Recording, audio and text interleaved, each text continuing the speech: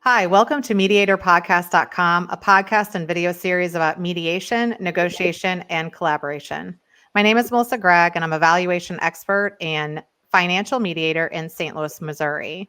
Today, we're going to talk about mediation with Joseph Panetta from Immediation.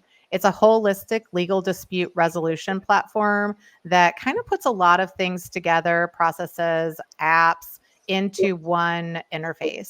And today we're actually going to talk about the rapid rise of mediation and how we create an efficient dispute resolution system. And welcome. How are you?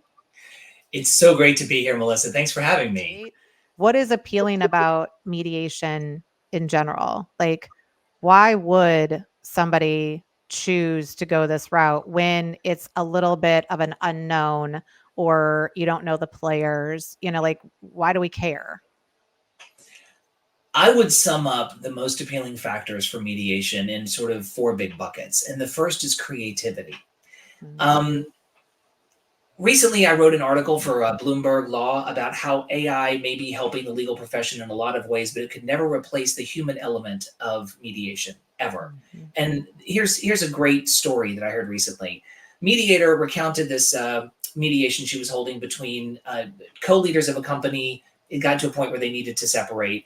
And it was a years-long mediation. It took a very, very long time. There was a lot to unpack. And they finally get down to the very last point.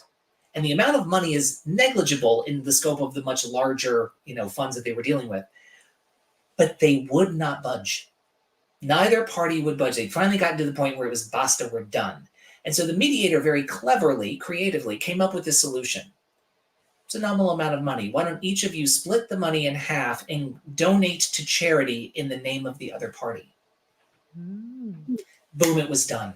Because now it was no longer a payment to the other side. It was a charitable contribution. Mm-hmm. And it got over that last hump. And that is the kind of thing for me where arbitration and litigation have very black and white outcomes. It's very win-lose, as you mentioned earlier. Mediation can be creative in its outcomes. Like, they don't have to be so black and white. And that's one of the things I love the most. And the second would be nuance. Just mentioning AI. How many different ways can you say the words, oh, really? Oh, really? Oh, really? Oh, really? There's disbelief, there's incredulity, there's, new awareness. An AI can only understand one version, the written version. The tone with which you say it conveys everything. That's why the human element cannot, that nuance right there, that understanding of the ethical and canon components, you can't remove that. Probably the third biggest tentpole, and one of the ones that your clients, I think, would really appreciate, and that corporations really go for, is confidentiality. Why do you think the Fox News Dominion voting machine scandal on the steps of the courtroom was mediated into a settlement?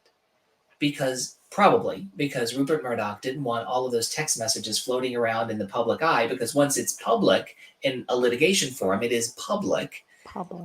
Then you can see all of the dirty laundry from both sides.